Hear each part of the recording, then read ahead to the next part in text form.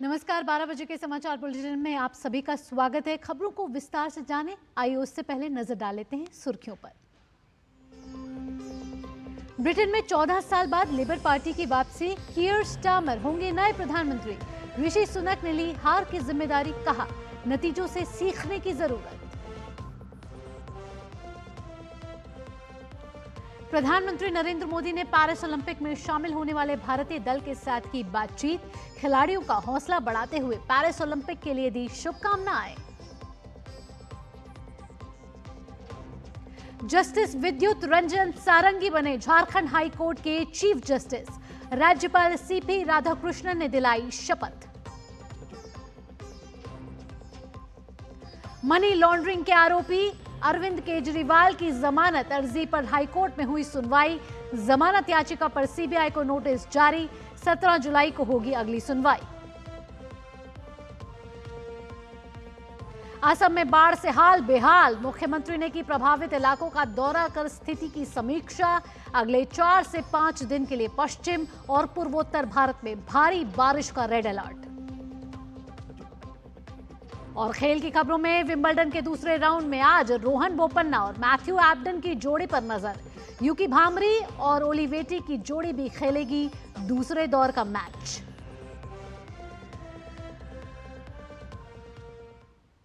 खबरों को विस्तार से जानते हैं। सबसे पहले बात करते हैं अंतर्राष्ट्रीय खबरों की, जहां ब्रिटेन में आम चुनाव कल हुए थे, आज मतगणना हुई और ब्रिटेन में लेबर पार्टी ने भारी बहुमत से आम चुनाव जीत लिया है। जी हां, 650 सदस्यों वाली संसद में जीत के लिए 326 सीटों की जरूरत थी, लेकिन लेबर पार्टी ने इस आंकड़े को बहुत पीछे छोड़ दिया।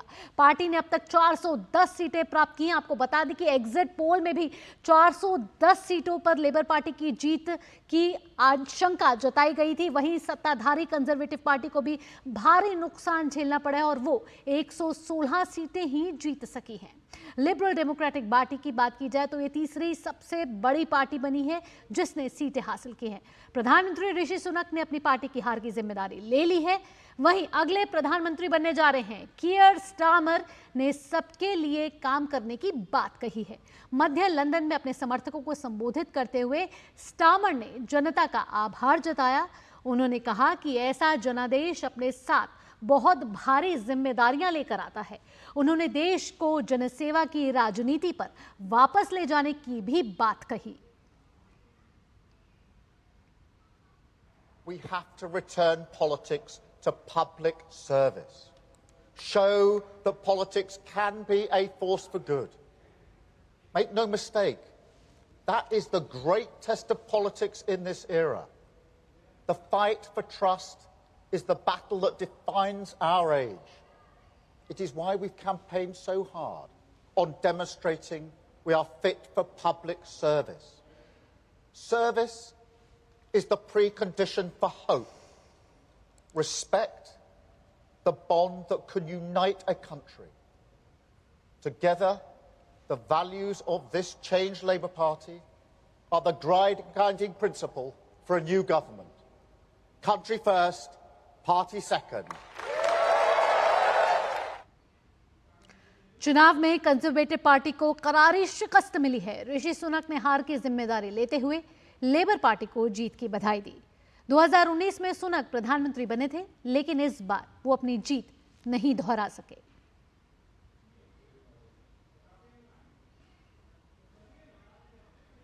The Labour Party has won this general election, and I have called Sir Keir Starmer to congratulate him on his victory. Today, power will change hands in a peaceful and orderly manner, with goodwill on all sides. That is something that should give us all confidence in our country's stability and future. The British people have delivered a sobering verdict tonight. There is much to learn and reflect on, and I take responsibility for the loss. To the many good, hard-working Conservative candidates who lost tonight, despite their tireless efforts, their local records of delivery, and their dedication to their communities, I am sorry. खबरों में आगे बढ़ते हैं। प्रधानमंत्री नरेंद्र मोदी ने Paris Olympic में जा रहे भारतीय खिलाड़ियों के दल से मुलाकात की। इस अवसर पर केंद्रीय खेल और युवा मामलों के मंत्री डॉक्टर मनसुख मांडविया और भारतीय ओलंपिक संघ की अध्यक्ष पीटी उषा भी मौजूद रहे। प्रधानमंत्री ने इस मौके पर कहा कि भारत इस बार पेरिस ओलंपिक में बेहतरीन प्रदर्शन करेगा। उन्होंने कहा कि ओलंपिक सीखने का और आगे की तैयारी के लिए भी एक बड़ा मंच होता है। हम खेलने के लिए जा रहे हैं, हम अपना बेस्ट परफॉर्मेंस के लिए जा रहे हैं, लेकिन ओलंपिक सीखने का भी बहुत बड़ा मैदान होता है। अब तो एक तो मैं अपना खेल खेलूं और टेलीफोन करके सबको बताता रहूं, देख क्या जैसा रहा वैसा रहा। दूसरे होते हैं बाकी हर खेल देखने जाते हैं, फलाना देश कैसे खेल रहा है, टिकना देश कैसे खेल रहा है, और वो चीज़ों को पूरी तरह ऑब्जर्व करता है, कोशिश करता है एब्सॉर्ब करने की, और आकर के अपने कोच को भी बताया कि यार भाई मैंने देखा उसने तो बड़ा कमाल कर दिया था लास्ट मोमेंट, अब मुझे भी बताइए वो क्या टेक्निक थी। कभी उस वीडियो को लेकर के 10 बार देखता है कि उसने कैसे उसको पलटा था। तो इन्हें जो सीखने की वृत्ति से काम करता है उसके लिए सीखने के बहुत अवसर होते हैं। 2 बार के ओलंपिक पदक विजेता पीवी सिंधु ने प्रधानमंत्री से बातचीत के दौरान कहा कि वे इस बार अपने पदक का रंग बदलना चाहती हैं। सर मेरा अभी 3rd ओलंपिक्स में जा रही हूँ सर। तो फर्स्ट ओलंपिक्स में 2016 में सिल्वर लेके आई थी और 2020 टोक्यो में ब्रॉन्ज लेके आई थी। तो इस बार I hope I change the colour sir and I hope I come back with a medal. वहीं जावेलिन थ्रो में स्वर्ण पदक विजेता नीरज चोपड़ा ने कहा कि उनकी ट्रेनिंग बढ़िया चल रही है और वे ओलंपिक में बेहतरीन प्रदर्शन करेंगे। सर हम भी अभी बाहर हैं जर्मनी में और ट्रेनिंग बहुत अच्छी चल रही है। इस बार मैं काफ़ी कम कंपटीशन खेल रहा हूं क्योंकि बीच बीच में मुझे एक इंजरी हो रही है, पर अभी काफ़ी बेटर है। अभी कुछ दिन पहले मैं फिनलैंड में कंपटीशन खेला था और वो काफ़ी अच्छा रहा, और 1 महीना है हमारे पास ओलंपिक्स के लिए और ट्रेनिंग बहुत बढ़िया चल रही है। पहली बार ओलंपिक में हिस्सा लेने जा रहे खिलाड़ियों ने भी ओलंपिक में बेहतरीन प्रदर्शन की उम्मीद जताई। मैं पहली बार ओलंपिक्स में जा रही हूँ, तो I am very excited to go because Olympics में जाने का सपना तो स्टार्टिंग से ही था मेरा, जब से स्पोर्ट्स स्टार्ट किया है मैंने। तो मुझे काफ़ी एक्साइटमेंट भी है और साथ में मोटिवेशन भी है काफ़ी कि देश के लिए मैं कुछ अच्छा करके आऊँ वहाँ। एक्साइटमेंट भी बहुत है कि मैं अपना मैट पे प्रदर्शन दिखाऊंगी, पूरे देश की नज़र मुझ पे होगी और सभी लोग दुआ भी कर रहे हैं और मैं भी अपना 100% दूंगी। वहीं विश्व चैंपियन मुक्केबाज निखत जरीन ने भी ओलंपिक में बेहतरीन प्रदर्शन की उम्मीद जताई।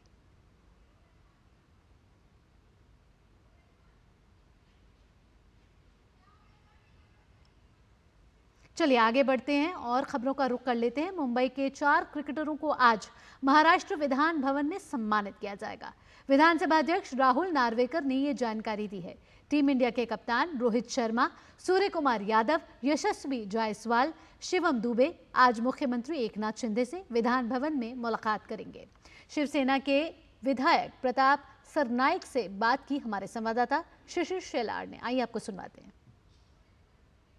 भारत ने वर्ल्ड कप जीता है और जीतने के बाद जो मुंबई के खिलाड़ी है अब विधान भवन में आएंगे। हालांकि विधान भवन में खास इंतजाम किए गए उनके सम्मान के लिए और जिन्होंने प्रस्ताव रखा था। इस वक्त हमारे साथ विधायक प्रताप सरनाइक है।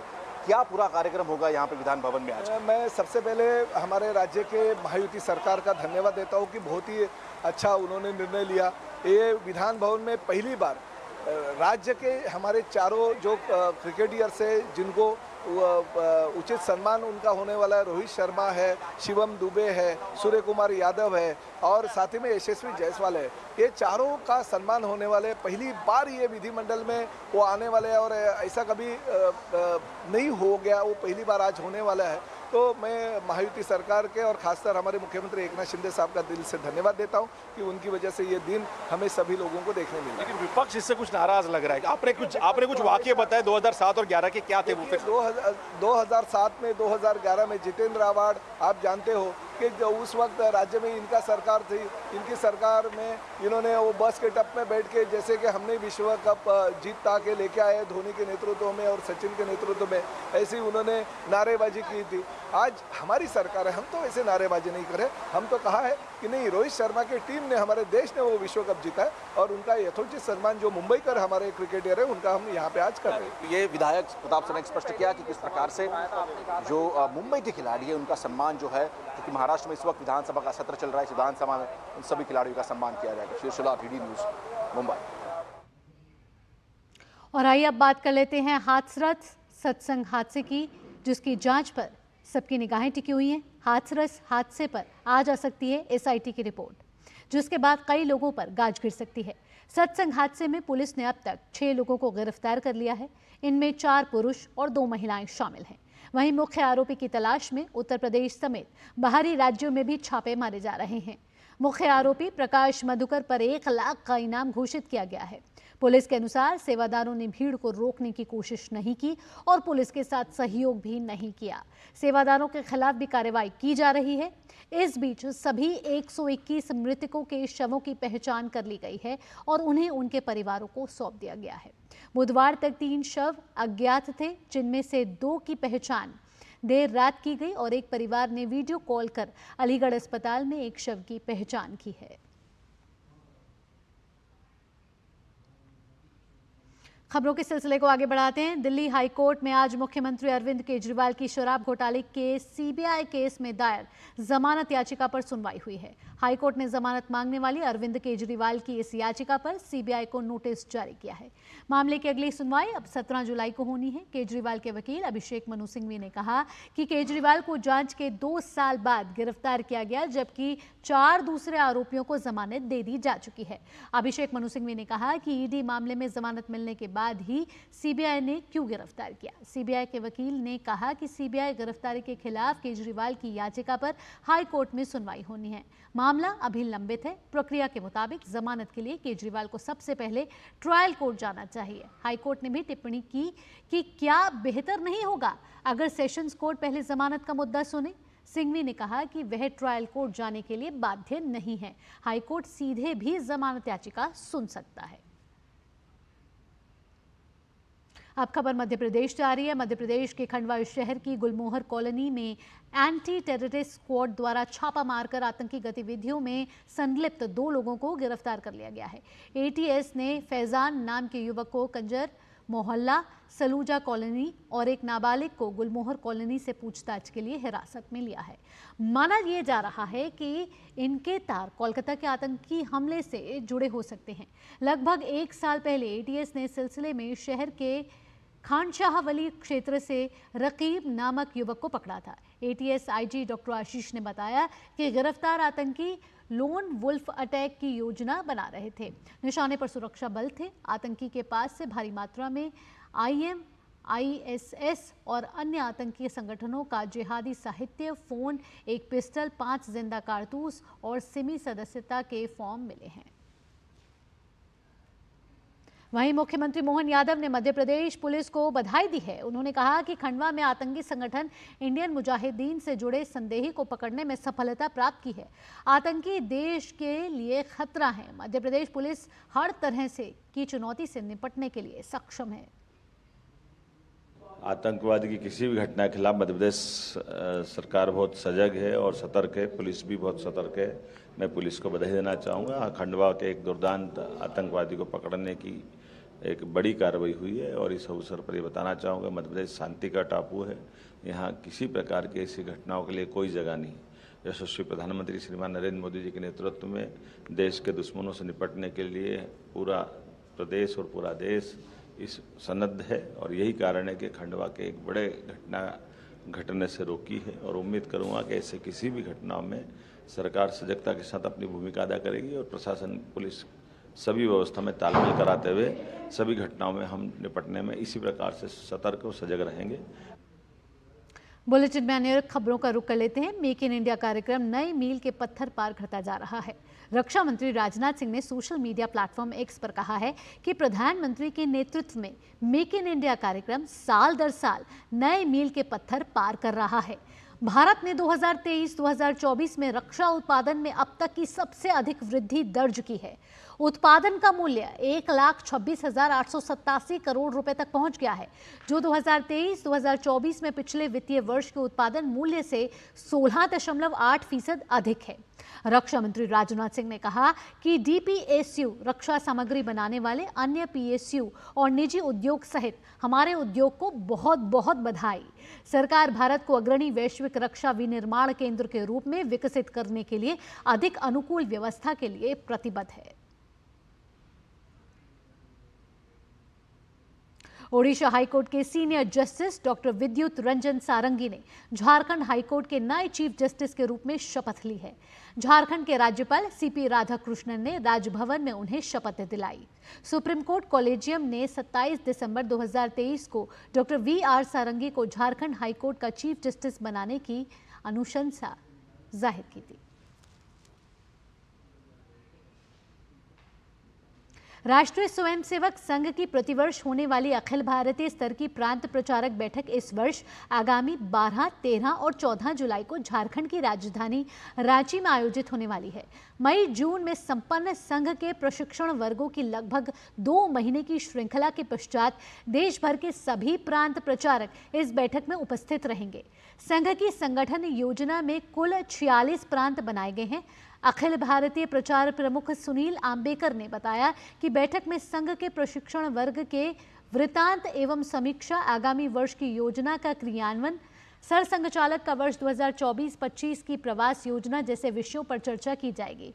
साथ ही संघ शताब्दी वर्ष 2025-26 के आग्रह और उपक्रमों पर बैठक में विचार विनिमय करेगा। सरसंघचालक डॉक्टर मोहन भागवत, सर कार्यवाह दत्तात्रेय होसबोले और सभी सह सर कार्यवाह डॉक्टर कृष्ण गोपाल, सीआर मुकुंद, अरुण कुमार, रामदत्त, आलोक कुमार, अतुल लिम्य सहित कार्यकारिणी के सदस्य इस बैठक में भाग लेने वाले हैं।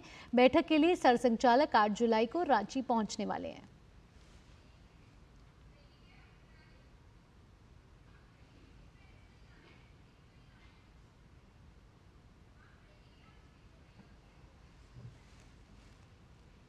और इस वक्त की बड़ी खबर आ रही है। हाथरस सत्संग हादसे से जुड़ी हुई एसआईटी ने अपनी रिपोर्ट सौंप दी है। आपको बता दें कि आज एसआईटी को अपनी रिपोर्ट सौंपनी थी। इससे पहले 6 आयोजक जो हैं वो गिरफ्तार कर लिए जा चुके हैं। उत्तर प्रदेश के मुख्यमंत्री योगी आदित्यनाथ ने एसआईटी की गठन का निर्देश दिया था, जिसके बाद एसआईटी ने अब रिपोर्ट सौंप दी है। आपको बता दें कि इस एसआईटी की रिपोर्ट में कई बड़े खुलासे हो सकते हैं और कई गिरफ्तारियां भी आगे संभव है। आपको बता दें कि 2 जुलाई को हाथरस सत्संग हादसा हुआ था, जिसमें हाथरस में एक सत्संग किया जा रहा था, भगदड़ हुई जिसमें 121 लोगों की मौत हो गई। सभी शवों की शिनाख्त कर दी जा चुकी है और आज एसआईटी की रिपोर्ट आनी थी। एसआईटी की रिपोर्ट आ चुकी है और रिपोर्ट सौंपी जा चुकी है। इस रिपोर्ट में कई बड़े खुलासे किए जा सकते हैं और आपको बता दें कि जिसके बाद अब कई लोगों पर जो है वो गाज गिर सकती है। सत्संग हादसे में पुलिस ने अब तक 6 लोगों को गिरफ्तार किया है। एडीजी जोन अलीगढ़ ने रिपोर्ट जो है वो सौंप दी है। जांच के लिए गठित एसआईटी ने अब रिपोर्ट जो है वो सौंप दीजिए और एसआईटी ने डीएम, एसपी समेत 100 लोगों के बयान इसमें दर्ज किए हैं और जिन 6 लोगों को गिरफ्तार किया पहले जा चुका है, इसमें 4 पुरुष और 2 महिलाएं शामिल हैं, जबकि मुख्य आरोपी की तलाश में उत्तर प्रदेश समेत बाहरी राज्यों में छापे मारे जा रहे हैं। तो आपको बता दें कि इस वक्त की बड़ी खबर यही है कि हाथरस सत्संग हादसे में जो एसआईटी की रिपोर्ट आज जानी थी वो सौंपी जा चुकी है। अब इस रिपोर्ट में देखना होगा कि कौन कौन जो लोग हैं इसमें संलिप्त हो सकते हैं। इससे पहले 6 आयोजकों को गिरफ्तार किया जा चुका है, जिसमें 4 पुरुष और 2 महिलाएं शामिल हैं। 121 लोगों की मौत इस हादसे में हुई थी। सभी शवों की पहचान की जा चुकी है और आज आपको बता दें कि आज राहुल गांधी भी हाथरस पहुंचे थे, जहां उन्होंने घायलों और उनके परिजनों से मुलाकात की। आपको बता दें कि मुख्य आरोपी प्रकाश मधुकर पर 1 लाख का इनाम घोषित किया गया है और पुलिस के अनुसार सेवादारों ने भीड़ को रोकने की कोशिश नहीं की थी और पुलिस के साथ सहयोग भी नहीं किया था।